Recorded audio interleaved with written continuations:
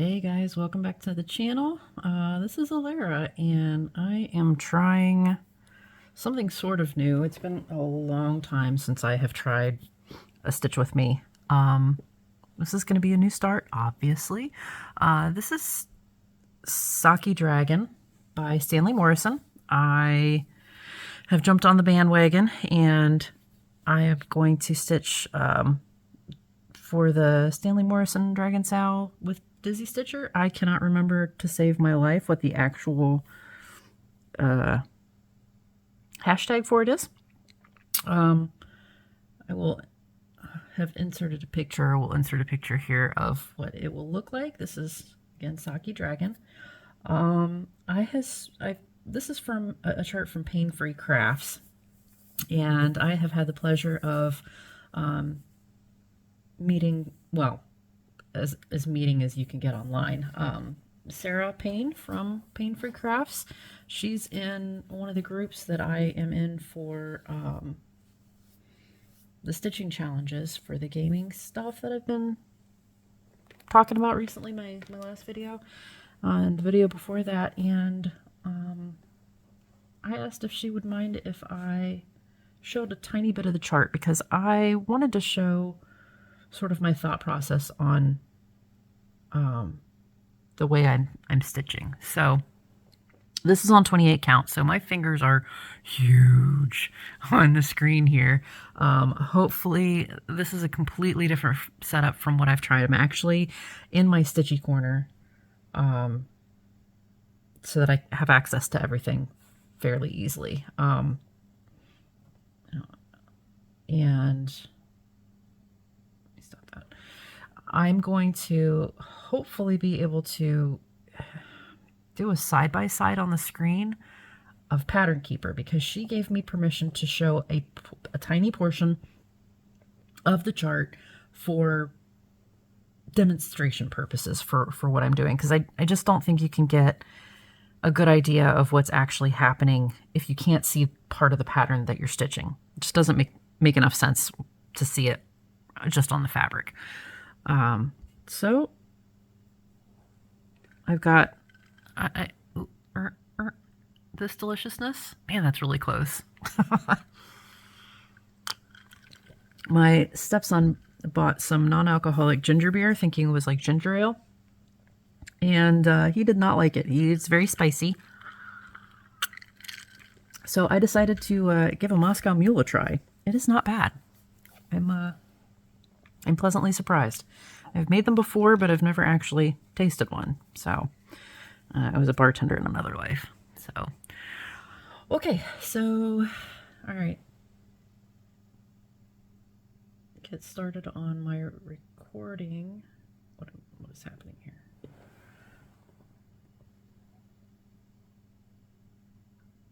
Okay. And delete that. Okay. Sorry guys, like I said, new setup. Trying to get used to it, and insert now. Okay. So basically I've got my settings set to where I've got the diagonal lines are turned on, lower left to upper right. I've just got the default color stuff, and that needs to be fixed because it's after midnight, of course. The shortcuts, make sure I've got those set to my preferences, so I can just double tap on the symbol. Okay, so basically what I'm going to be doing is picking the very first color in the upper left hand corner, because I do like my upper left hand corner start, and it looks like we have 310 to start with, so let me grab my first color. I'm going to be stitching this 1/1 full cross.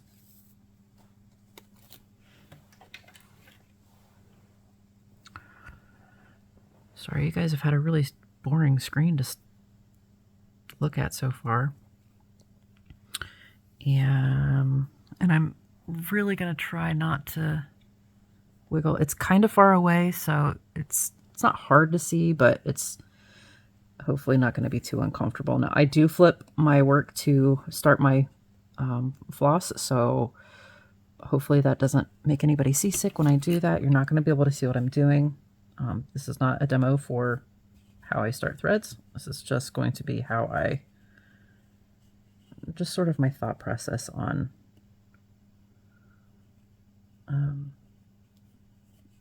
this new method. And the reason why I've had a couple of people suggest the Royal Rose method, and I can appreciate how that may work for some people. Flip that right out of there. But with the way my floss storage system is, and I'll insert some photos here of my setup, but as you can see, it's kind of, I've got the floss next to me on my left and right on floss drops. And if I park the thread like a traditional parking, even with the Royal Rose, you know, you've got that whole line of floss that's going to be, you know, under here on the second column, or excuse me, the second row. And with the floss drops, and I don't have everything as a single strand of floss. So if I were to try to do that, once I hit a stopping spot on all of those parked threads, I'm going to have a ton of floss left over as far as like the bits and pieces, you know, pieces that are long enough to use, that have to go back on the floss drop, and that is just not, that would make my OCD go nuts. So basically what I'm going to do is for 310, I'm just going to follow, you know, you can see how bad is my hand in the way.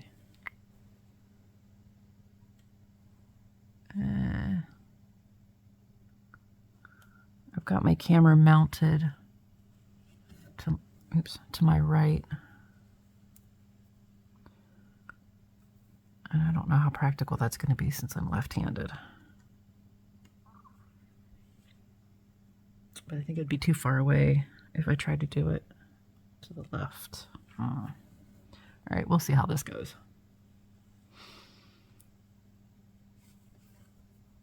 But I'm just going to stitch cross country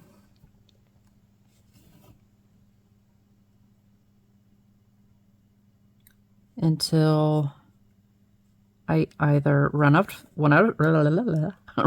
of thread, or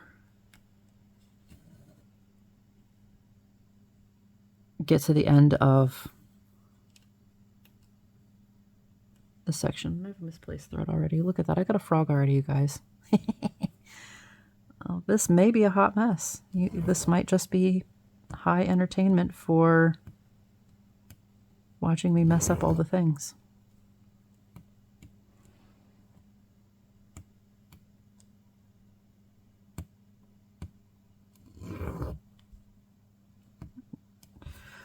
I'm a little nervous about doing cross country.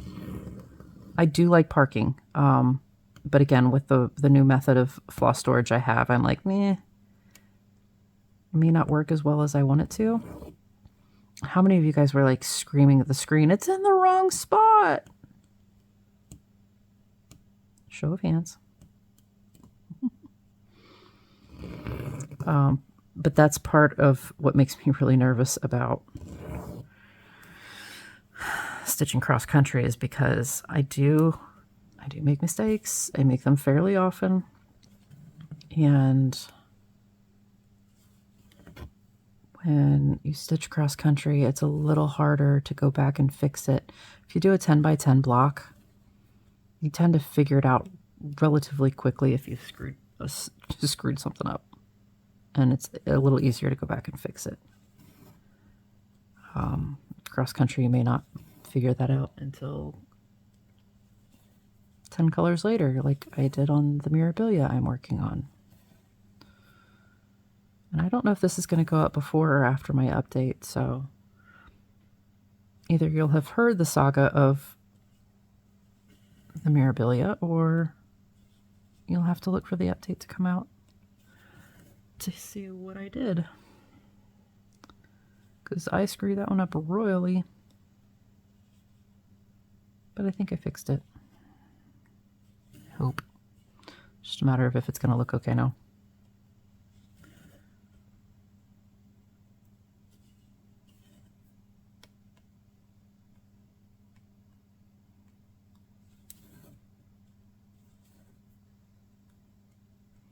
Now I can blather on incessantly in my update videos.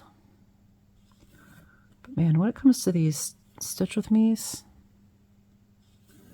I am not very good at coming up with stuff to talk about. And I have noticed that, and I don't know, maybe it's because I named them Stitch and Chats and people don't really search for Stitch and Chat.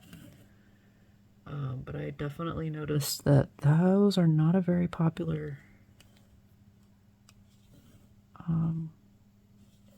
video on my channel, which is fine.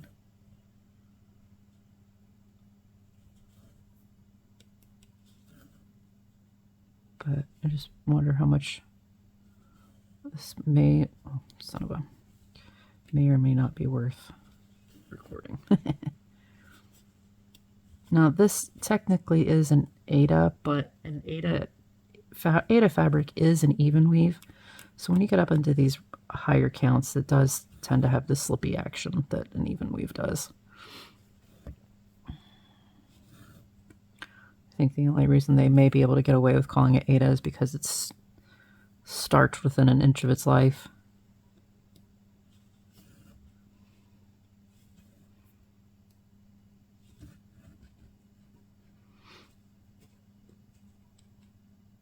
I swear I'd stitch more competently than this usually, but this is really far away, guys.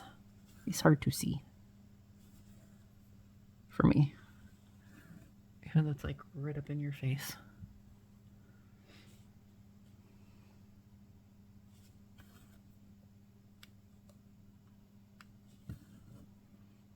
I don't know how long this video is going to be. I need to get it long enough to where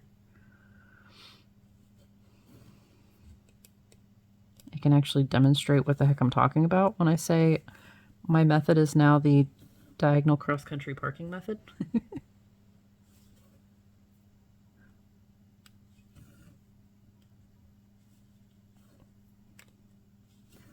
Because if I don't make this long enough, it's not going to make any sense to say that, because I'm not actually going to be able to demo what I mean. I just really hope my fingers aren't going to be in the way for most of it.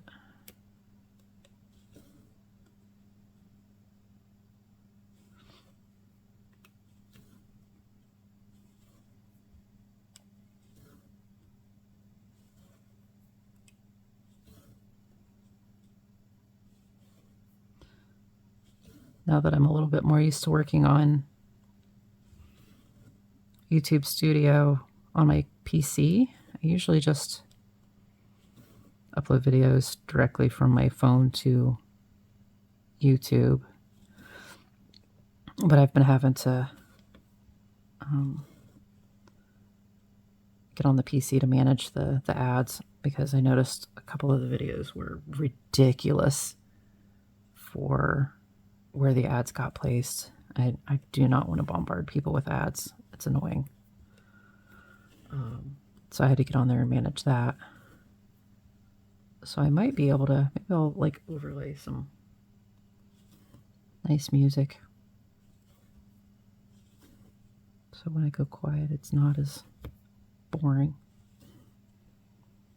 Or make it lazy and say, nah.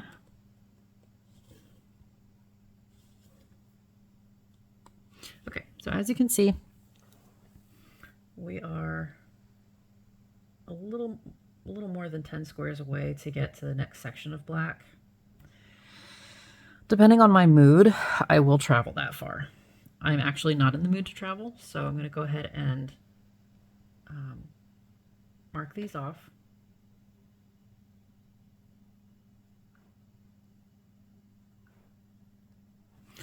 And finish my thread. And try not to bump the camera with my head. So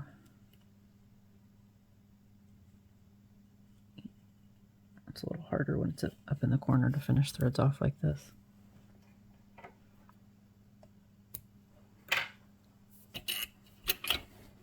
Okay. Put my 310 back.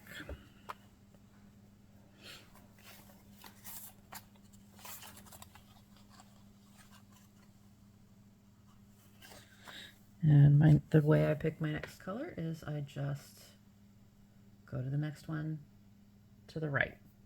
And that's 934.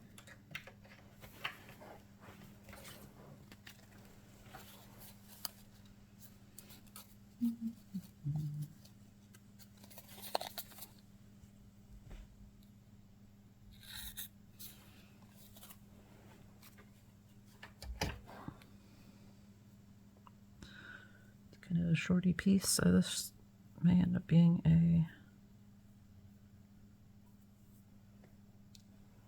well, we'll see.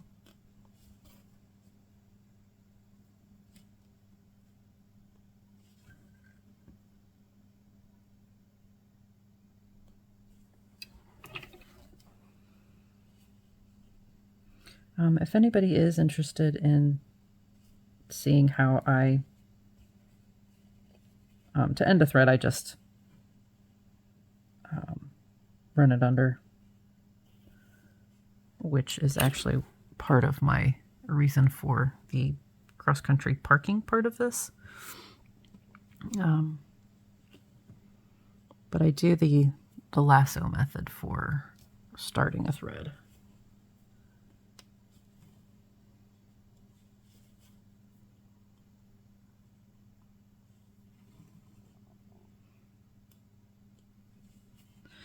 Now, part of the reason why I do like parking like a 10 by 10 square is because I don't have to think too much about where I'm taking my thread next.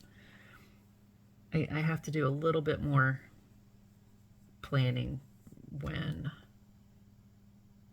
yeah, see, this is kind of sort of all over the place.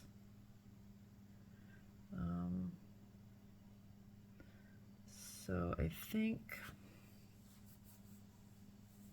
what I'll do is I'll go ahead and just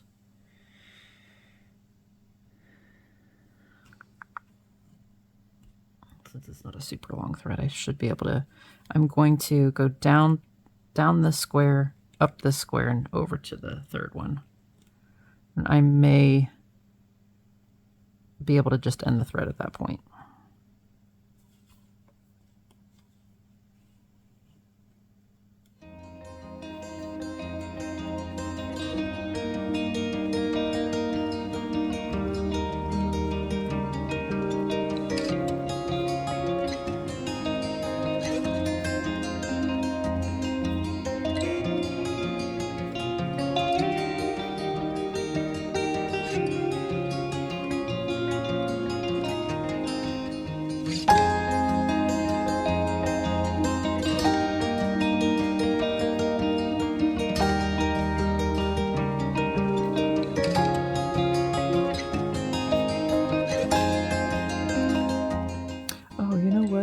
I lied. I think this is actually a piece of LiQWYD something or other. I forgot I actually started breaking out my other 28 counts, so that's why this is slippy. It's actually not my Ada that I'm used to. So I may have to stitch this a little bit differently as far as what hole I come up so that I'm not slipping stitches as much.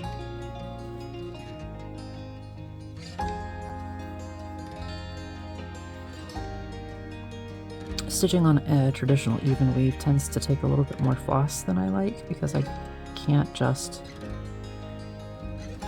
be as efficient as I usually am with where my thread placement is.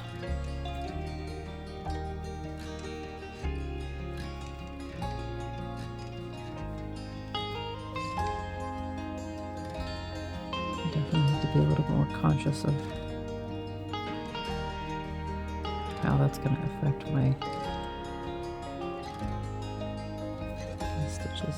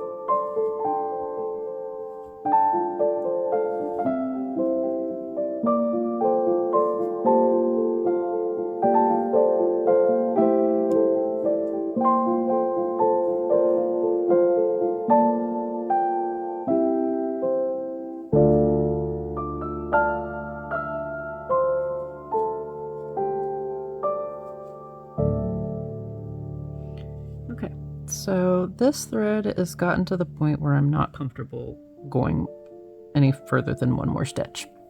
And this is where my cross-country parking part comes in. So I don't really have anything around this stitch to anchor it with. I don't want to carry it all the way over here to anchor it, and I don't like away threads, especially when I'm stitching cross-country. They tend to get in the way. I can't plan out very well as far as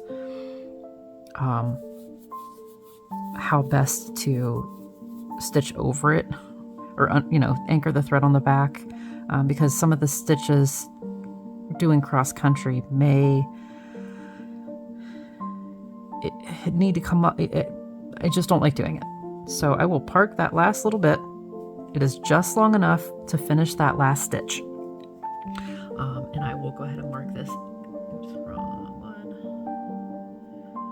Mark that as parked. And then go ahead and mark off everything that I have done up to there.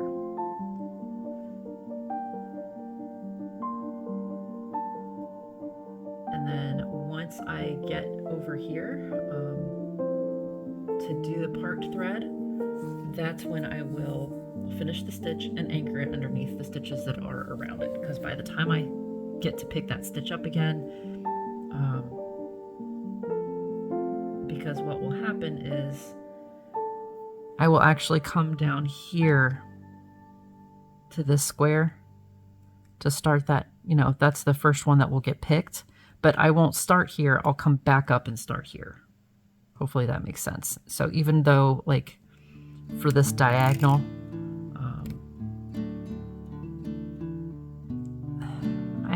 that's part of my problems with using diagonals is, do you stitch the stitches underneath that red line first or last?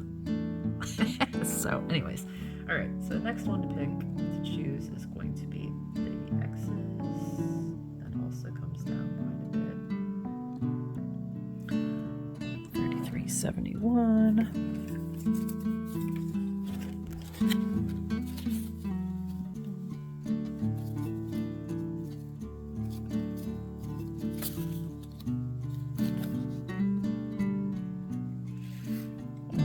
But doing the cross country like this, to where I try to finish off a thread without having to put it back on the floss drops, and this is going to be true for every pattern, means that I'm not having to worry about, is this 2 threads for a 2/1 or 2/2 pattern, whereas, you know, most of my full coverages are 1/1, so it'll only have one thread. It's more thinking than I want to deal with. For the floss that's left on my floss drop, I'd rather just be able to pull the thread and go.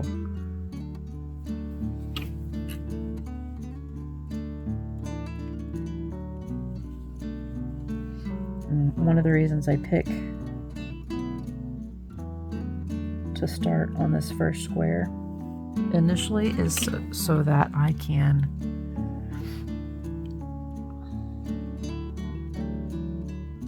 when my thread is anchored, the tail is over on this side, like sticking out this way, so I don't have to worry about dragging that tail back up through the fabric, because I've already stitched over here. I don't have to worry about, is my needle going to catch that and pull it back through. Adjust you just a little bit so that I can hopefully get this a little closer to me.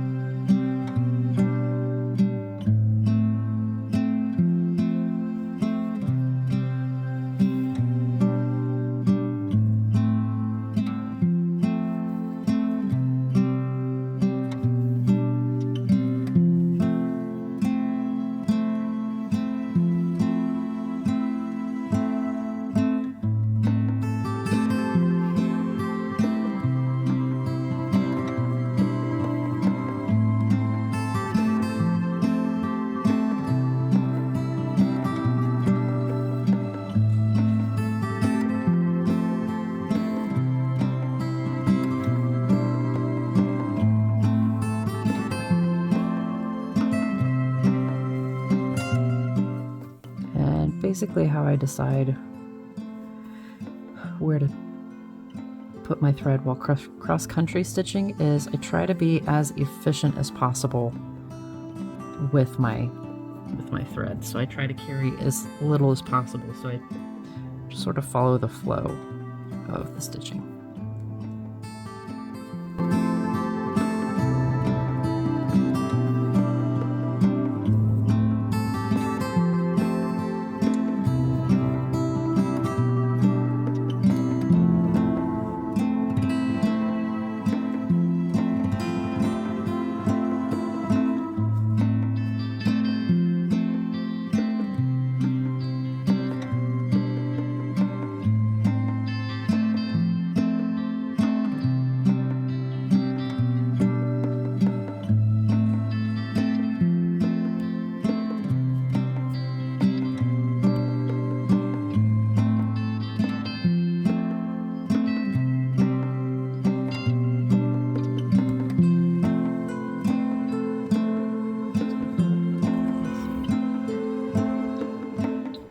Son of a gun.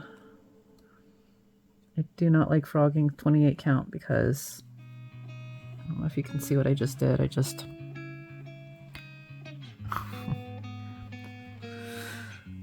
This day is going so well.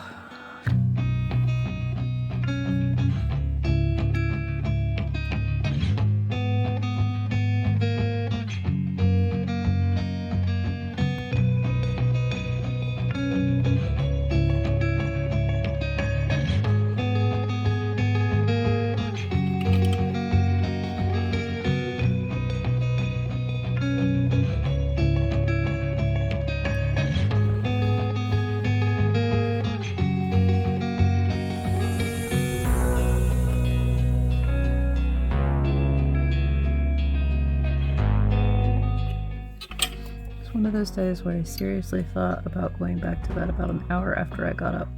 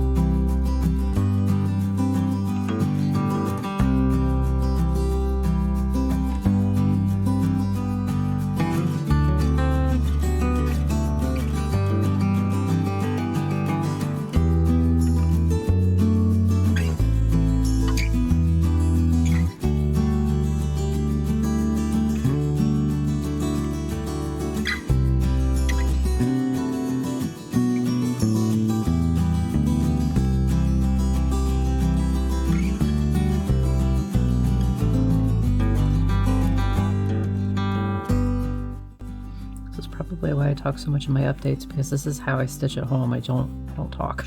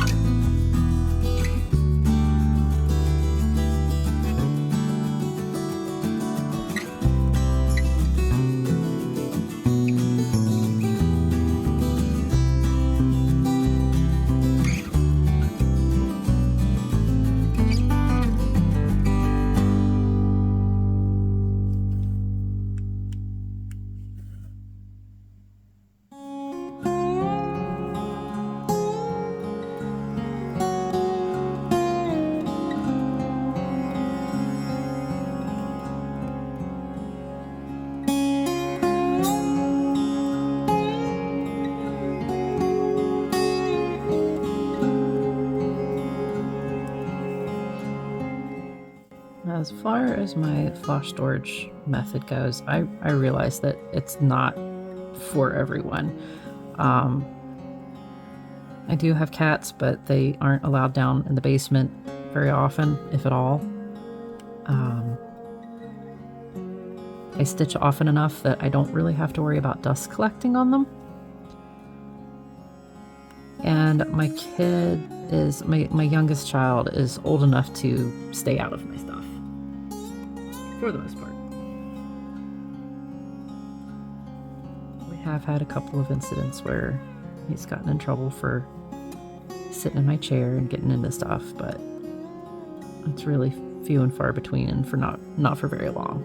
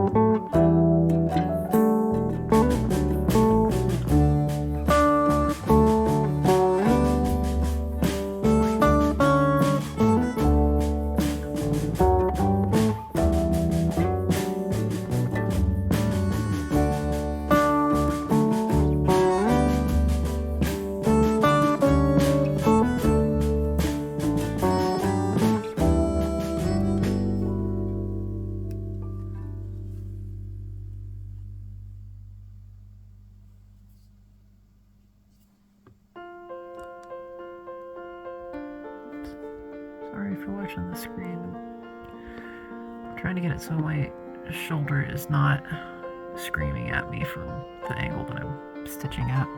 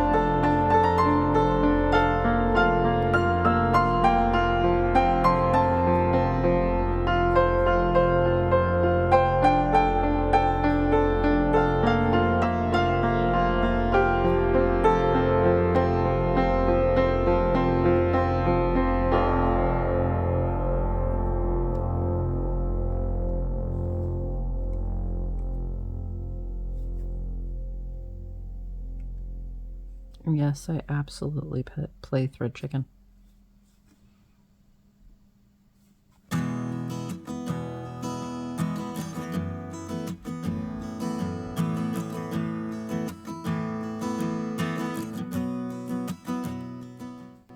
There's always that. Can I squeeze one more stitch out of it? Go one more.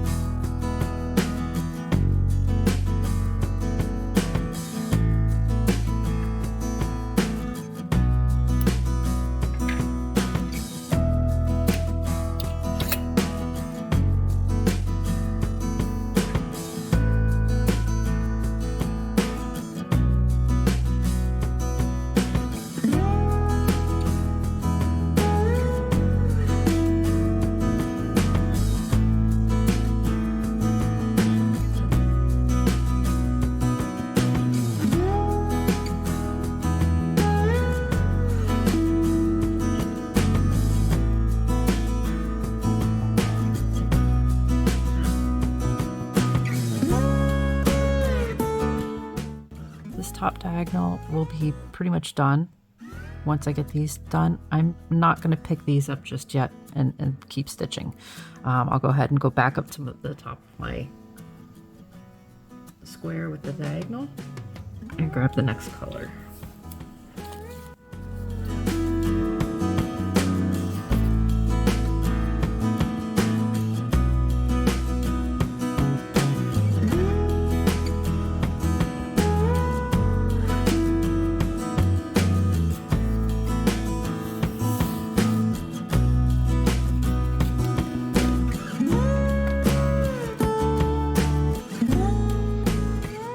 This is a really long piece, so I may go ahead. Do I want to cut that in half, or do I just want to? How far do I want to go with it? Let's see how long I want to actually stitch with this. Because I've basically dekitted all of my projects for my master set. So some of them are cut for 1/1, and some of them are cut for 2/1. And if they're cut for 2/1, they're really long. If they're cut for 1/1, they're really short. But I'm going to start cutting them as if I'm stitching 2/1. Simply so my pieces last longer when I'm stitching like that. Okay.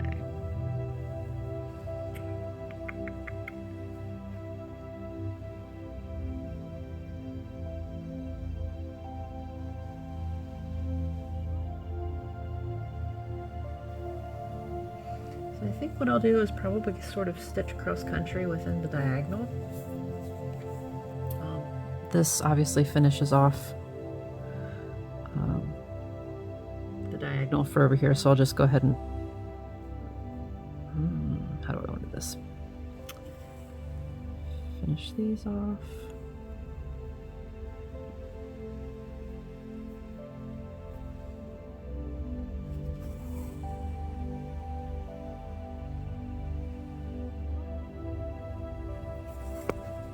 Oh, sorry, I caught the cord. Bounced you around a little bit.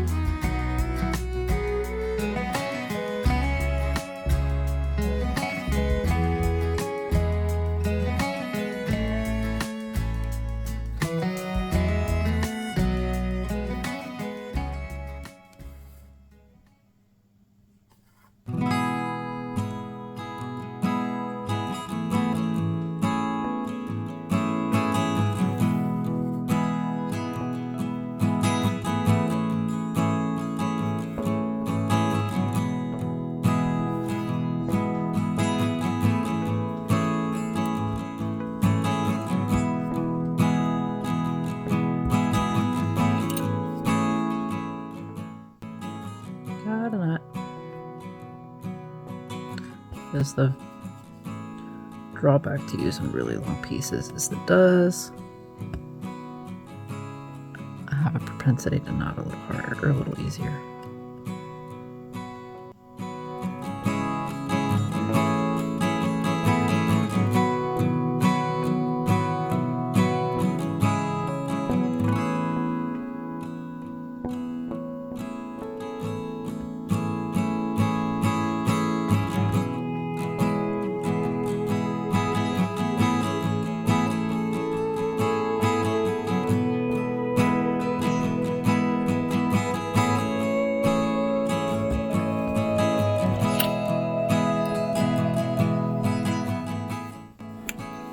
I seriously have no idea what to talk about. My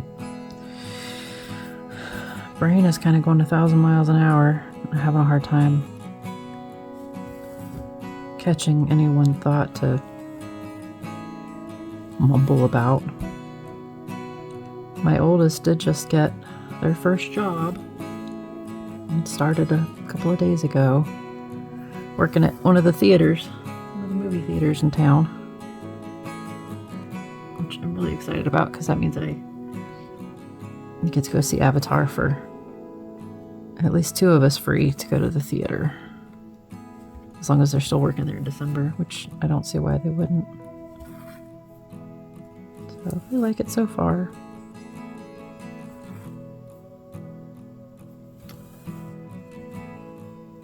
My middle son is starting, his band stuff has started, like marching band stuff. And he's, last year he was all about maybe actually going to college and studying music. And then this year he's like almost wanting to quit band, so I'm not sure what's going through his head. Besides teenagerdom, he has definitely hit hardcore. He's getting ready to be a sophomore, and like the teenage years are definitely upon him. It's like, where is my son, and what have you done with him? You demon child, you.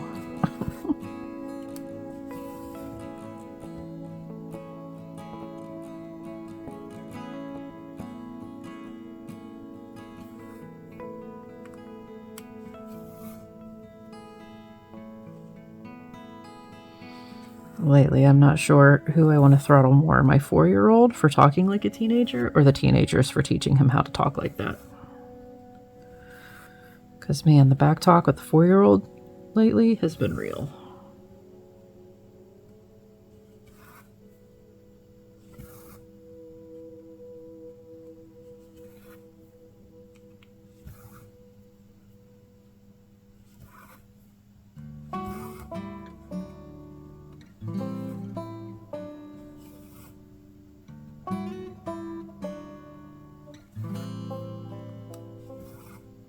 And getting him to clean up his mess has been like pulling teeth, and that's the same of his older brothers. And I don't know, I'm having trouble differentiating between the teenagers having issues cleaning up their stuff and after themselves, and just a normal 4-year-old not wanting to clean up after himself.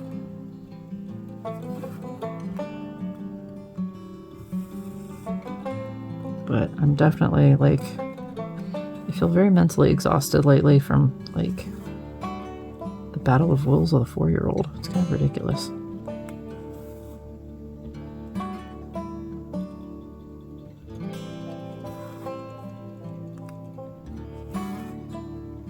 I honestly think part of it is just he's got too much stuff. My husband really loves to spoil him with toys, but I think it's gotten to the point where he's a little overwhelmed with how much crap he has, and being able to take care of it properly.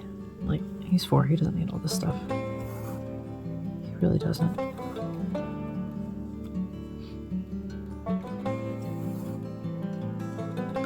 His grandpa's no better. He'll go to like flea markets and garage sales and pick up toys secondhand, which is perfectly fine.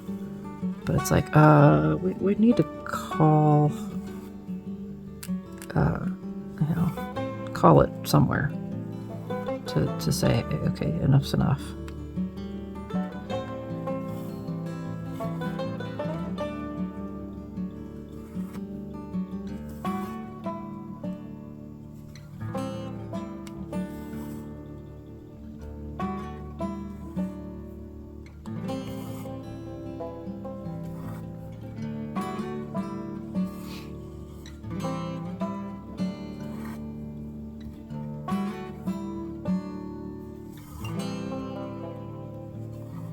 Hopefully by the time this is posted, everybody that I have... Oops, sorry, just bumped you big time. I sent out an email campaign for my shop because I have posted a few of the needle miters I've made. I think that went off pretty well.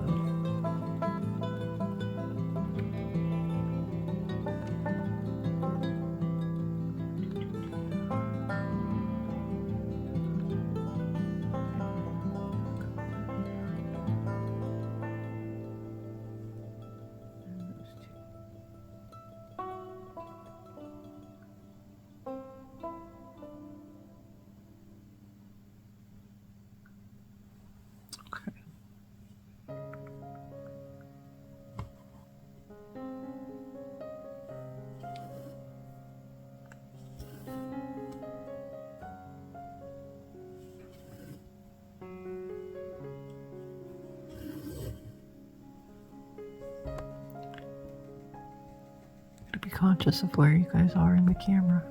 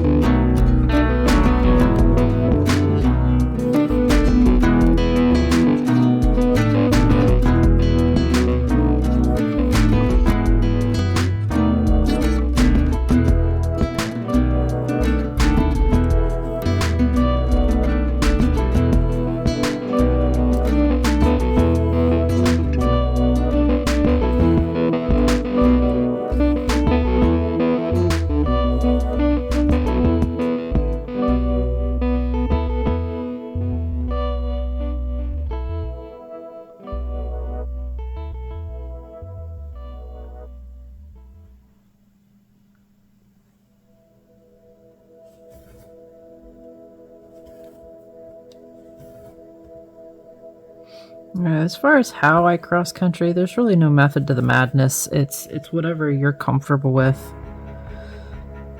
You know, what makes sense in your own head.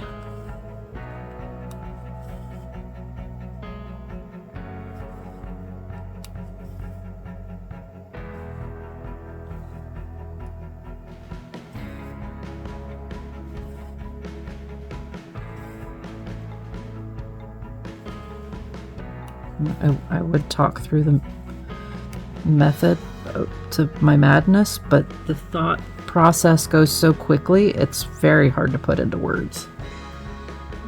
They're very much split-second decisions that I just kind of go with.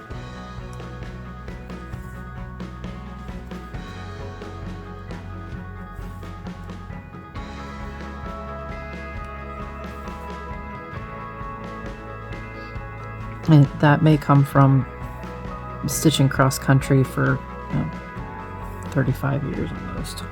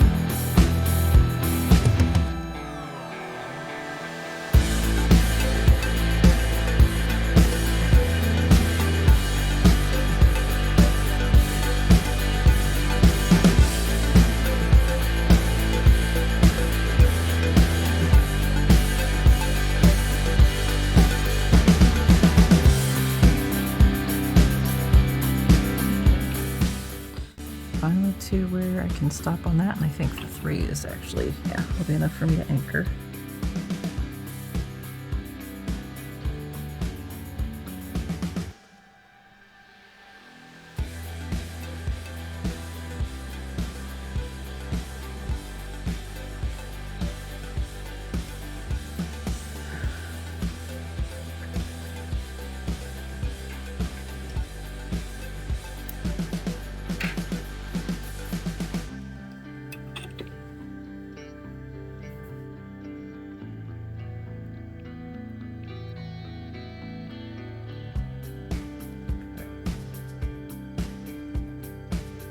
All right, now we are fully into that second diagonal. And we bring it back over to the other side.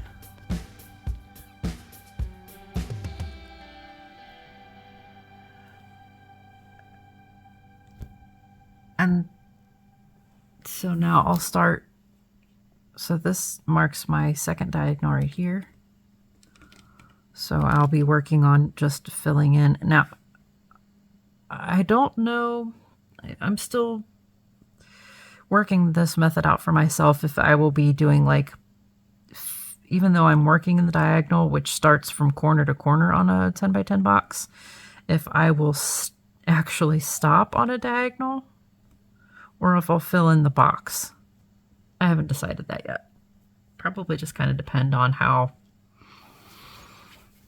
the mood takes me and how the project itself goes. But this, working this way allows me to, I mean, I got 273 stitches in just under an hour and a half. And that was while I'm recording, and I'm super awkward at it still. So it still allows me to stitch very quickly because I'm not swapping out threads a bunch. I can still park when I don't feel like I have enough space to anchor a thread.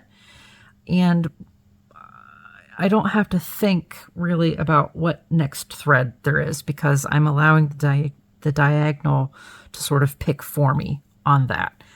So yeah, diagonal, cross country, parking. When I park, it's because I'm either too far out.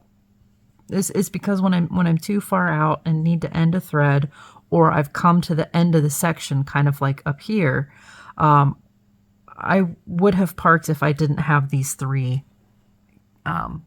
3 stitches to anchor. You know, if it had just been this one, I would have parked it instead of finishing it off. I would have, you know, just let the thread hang, finished it off, and parked it once I actually got over to this side, because then I would have enough threads to, you know, enough stitches there to anchor it comfortably.